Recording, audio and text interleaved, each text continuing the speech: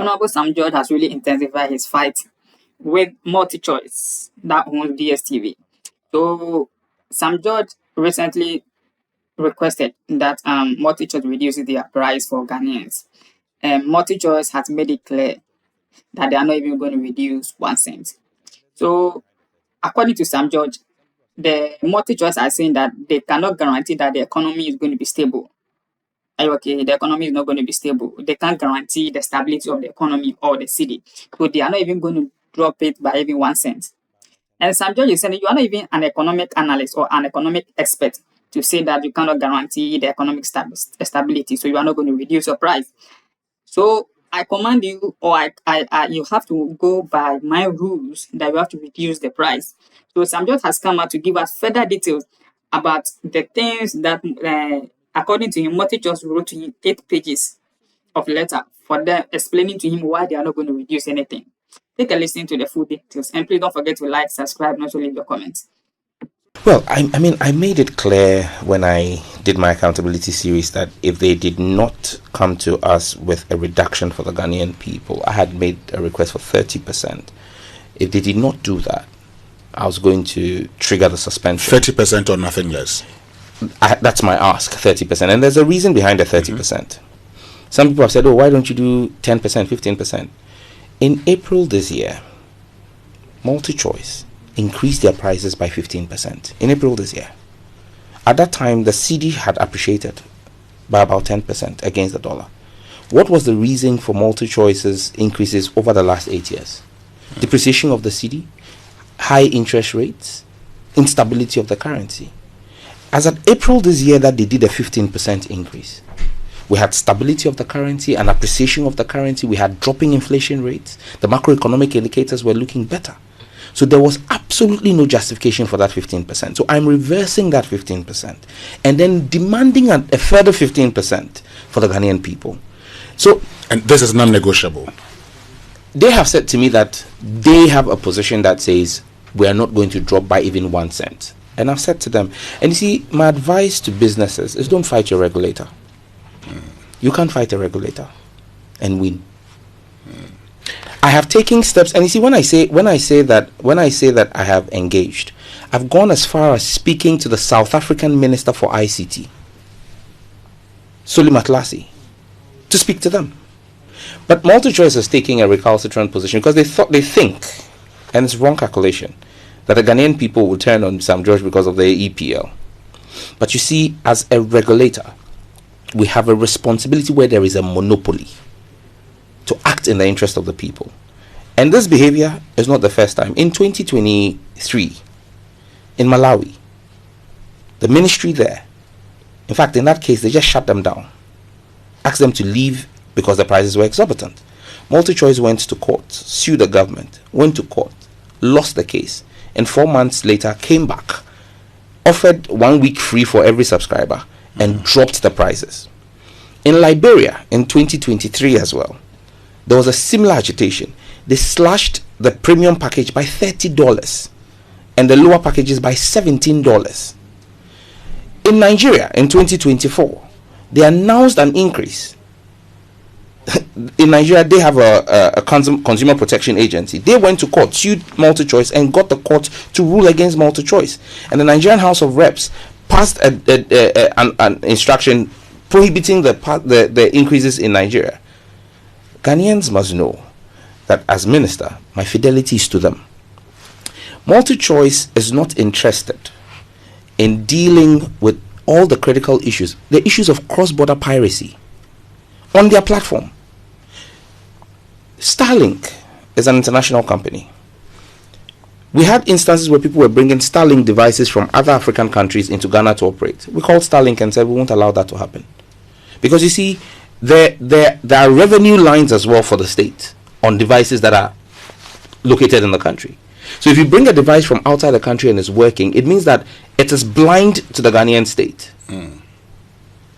So now I said to DSTV, deal with cross-border piracy, and they tell me that, well, it's not something they can do. It's not. They think they are trying to do what they can do, but they can't. But what that is doing, when people talk about the size of the market in Nigeria and the size of the market here, about 40 to 45% of DSTV devices in Ghana today are all devices from Nigeria. So when you say you have a low subscription in Ghana, it's because your prices are not uniform and has led to cross-border piracy on your platform, and the Ghanaian state is losing, but MultiChoice is not worried because they are making the money. But as a regulator, we invoked the powers of the ECA. When they reached out to my superiors and said they wanted engagement, and I said, but I've engaged you. Because people think I just woke up and did it. When you say they reached out to your superiors? They reached out to my superiors. I said to them, I engaged you in June. The Ghanaian ownership of MultiChoice. I engaged you. Made the point. And you made the point to me that the decision rested with your headquarters. I invited your headquarters. Met them with the Ghanaian leadership. Made my case to them. They asked me for about 16 days to make a decision. I granted that. In 16 days, they wrote me a 9-page letter with 6 graphs and bar charts explaining to me the instability of Ghana's economy and how our cedi appreciation cannot be trusted to be sustainable. Oh, okay. And then I wrote back to them and asked them, since when did MultiChoice become an economic forecasting institution? Yes, their license in Ghana is not to forecast economy. And I sent them links from the IMF, links from Fitch, and links from Standard & Poor's on the future outlook of Ghana's economy. And said that I would take a future forecast on our economy from those institutions and not from MultiChoice. And on the basis of that, I gave them up to the 7th to come back to me with something. And when I made that announcement, they rather wrote to my regulator. They wrote to the NCA that the NCA should write to them confirming that the NCA would not comply with my directive as minister. Oh, okay. I see. Look, the disrespect that has been shown, I have just kept my calm. You write to my regulator. You don't copy me. Asking my regulator to write to you on my blind side, giving you assurance that they would disregard a policy direction from the ministry.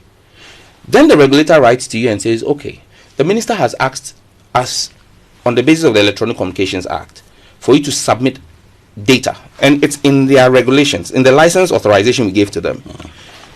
We asked them to submit specific data, and we gave them 24 hours to submit the data. Now the data we asked was simple.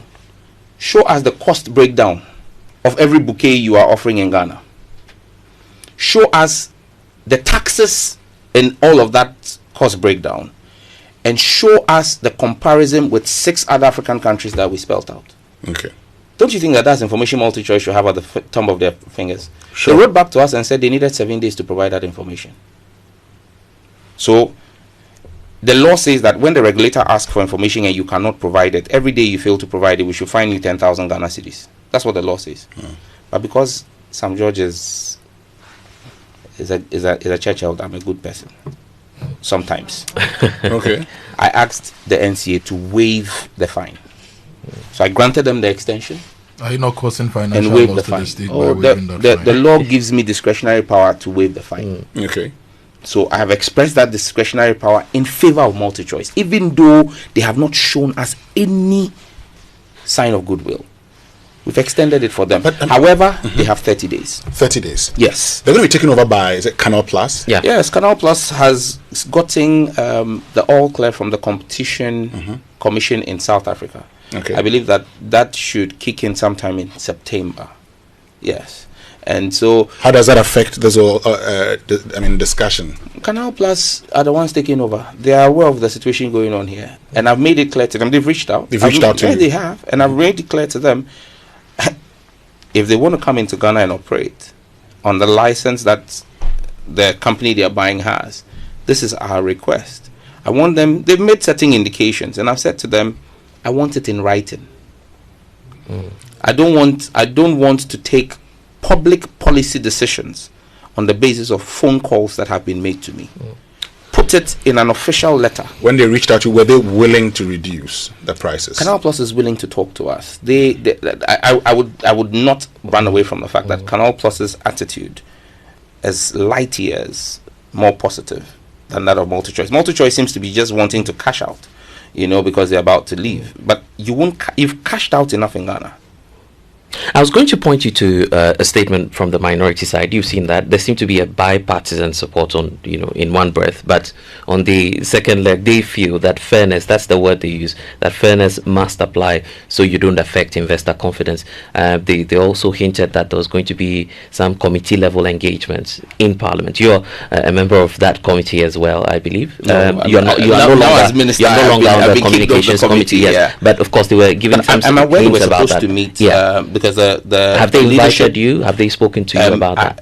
I made it clear that the regulator would attend that meeting. So the NCA was supposed so you wouldn't want to engage Parliament on that? No. I'm engaging Parliament through the regulator. The regulator is the one who has. And you see, people say, but why didn't you just shut them down in 30 days? The law is clear. The Electronic Communications Act stipulates, and it's because of the consumer. If I shut them down on the 7th, there are people who have running bouquets, active subscriptions for the month. You understand me? But in 30 days, it gives time for all of those bouquets to wind down, and then so that there's no hurt to a consumer in that period. And in 30 days, if they act in line with our request and come to us with a reduction, we would reverse the 30-day countdown. But it's 30 days from the 7th of September of August. Yeah. So I think that's going to be on the 6th of September. On the 6th of September, we'll enforce it. Yeah, but are you going to engage Parliament on the concerns about fairness, which they've raised?